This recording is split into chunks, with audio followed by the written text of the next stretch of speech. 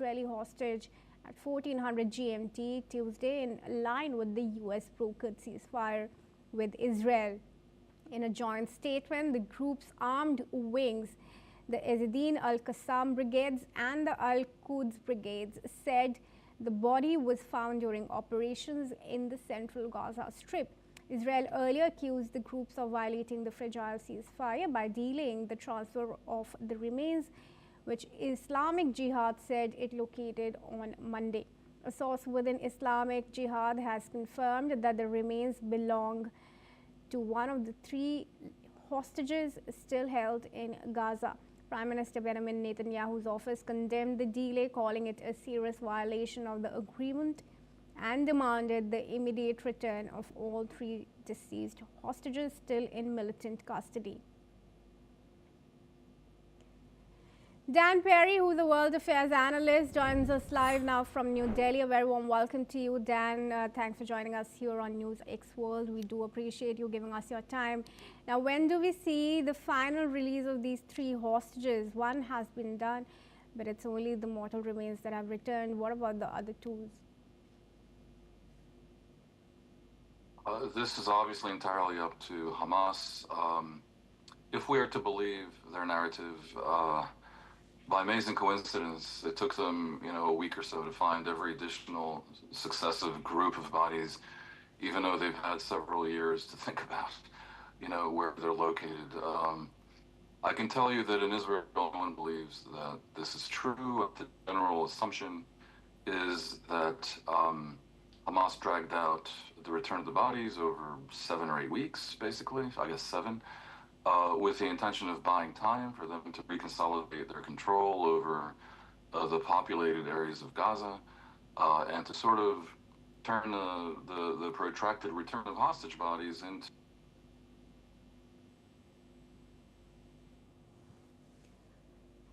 All right, we seem to have lost our guest there, but we are trying to re-establish that connection. But let's tell you, viewers, that Hamas is set to hand over the remains of hostage later today, and Palestinian militant groups Hamas and Islamic Jihad said that they would hand over the remains of the Gaza hostage later under the terms of the US brokered ceasefire with Israel. Dan now joins us back. Dan, I hope you are able to hear us clearly. By returning the mortal remains, do you think this is a message of sorts that's going out?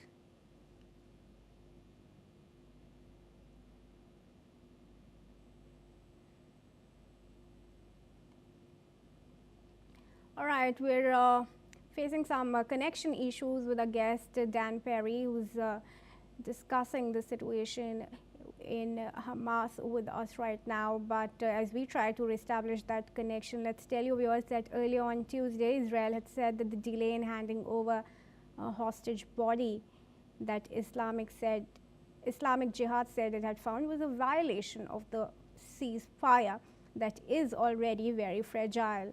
Now, the Islamic Jihad said it had located the body of the hostage on Monday during search operation in the Gaza Strip.